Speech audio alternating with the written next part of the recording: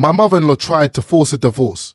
Then she found out this about me. You will not believe the twisted game my mother-in-law tried to play with my life. I'm Gloria, 33 years old, and I thought I was stepping into a blissful marriage. But behind the veneer of wedded bliss lurked a nightmare orchestrated by the woman who should have been welcoming me into her family. My mother-in-law tried to force me into a divorce after I had twins. But when she found out about my job, everything changed and she ended up miserable. That's the short version. But strap in because the full story is a wild ride. We lived together in a small apartment, sharing chores. And for a brief, naive period, I genuinely believed Annie and I were building a foundation for a happy future. The reality, however, hit me like a freight train the moment we said, I do. I knew Annie and I might have different values, but the real monster-in-law turned out to be his mother. It all began barely a month into our marriage. One morning, as I was rushing out the door for work, she materialized at our doorstep. What are you doing up so early? Where are you going? Gloria.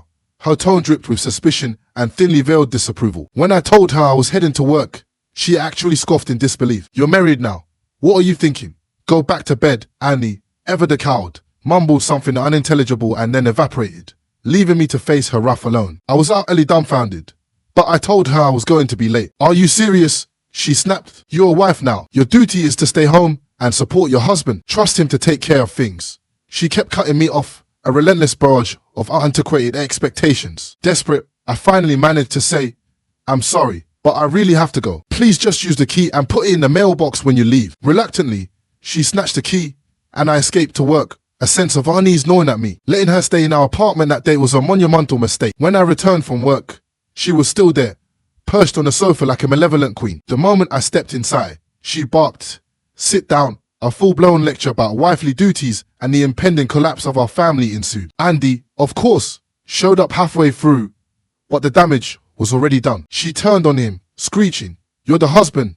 If your wife does whatever she wants, your family will fall apart. He just kept apologizing to his mother, a pathetic display of spinelessness that made my blood boil. I couldn't understand why he was so weak around her. Times have changed, and her old-fashioned values are her own. They shouldn't concern us. Yet she showed up early in the morning, interfering in our lives and even wanted me to quit my job. There was no reason for me to obey her, but it made me deeply uncomfortable that Andy would always bend to her will. After she finally left, I confronted Annie. Why do you always listen to your mother?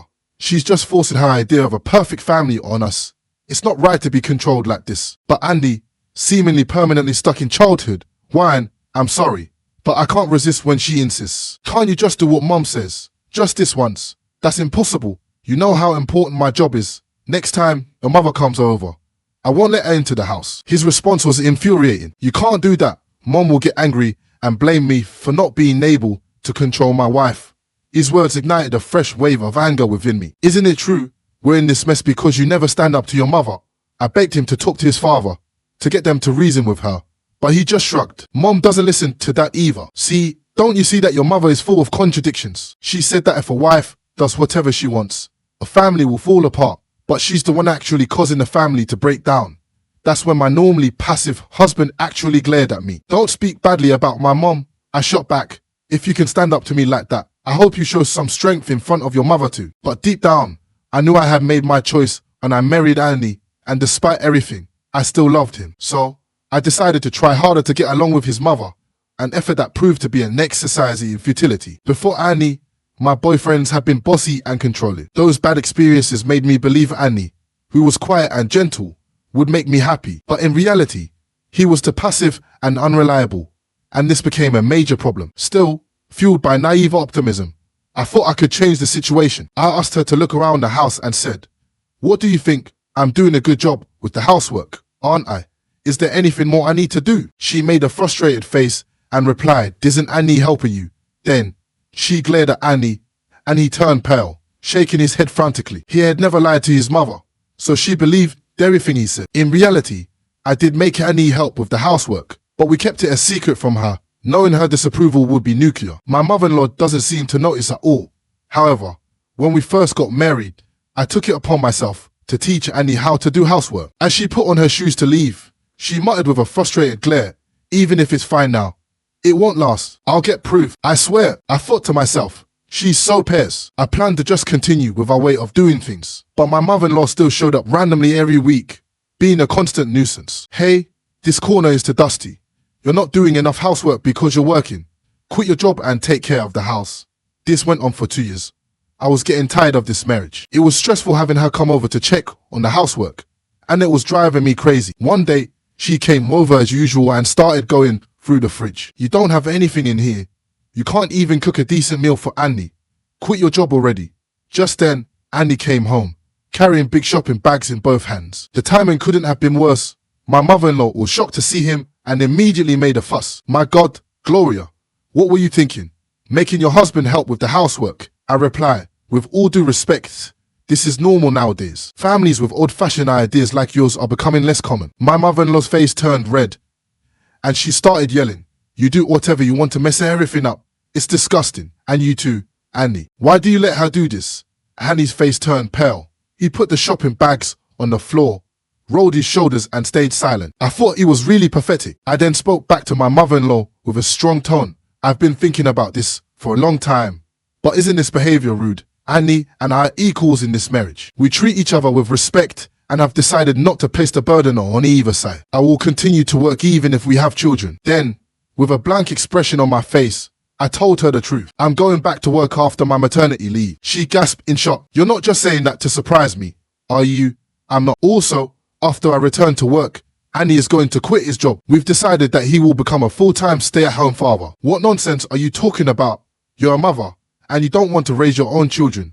Well, my income is higher than Andy's. Of course, I'll support him while I work. We both agreed that it would be better for our children. At that moment, my mother-in-law began to tremble. She turned to me, her face filled with anger like I had never seen before. Impossible. That's unforgivable. I didn't raise Andy to be unhappy.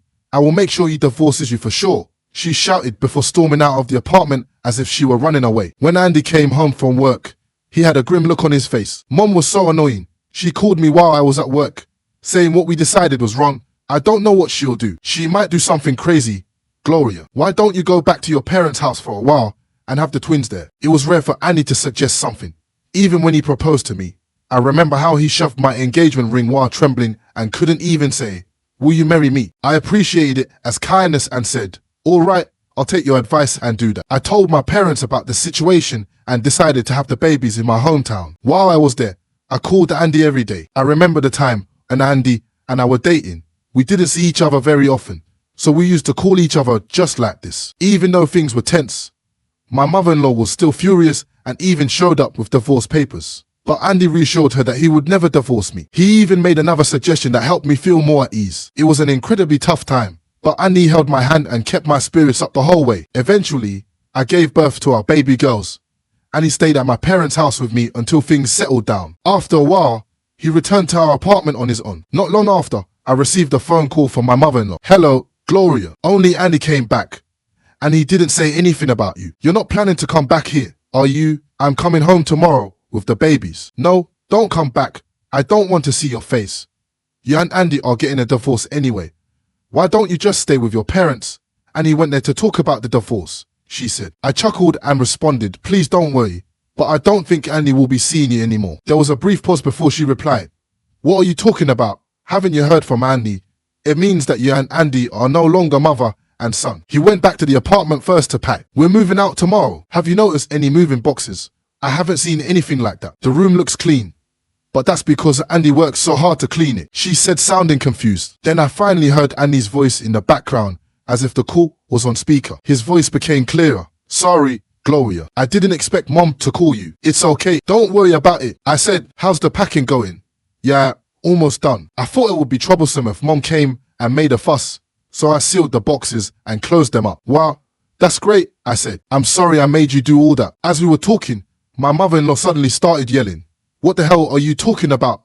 Don't tell me you're moving and cutting ties with me. I was about to explain when Andy interrupted. No, you shut up. Mom, I've had enough. All you do is impose your own rules on us, and you don't realize how much trouble you're causing. I'm sick of it. That's why we decided to cut ties with you.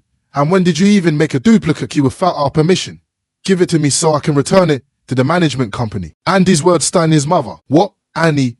And now you're saying this to me? Divorce. I never said I'm divorcing Gloria. She earns more than me, and she's already explained that if she became a housewife, we couldn't have a stable family. The girls would have to sacrifice too much. My mother-in-law still incredulous. What does that have to do with her? I finally spoke up.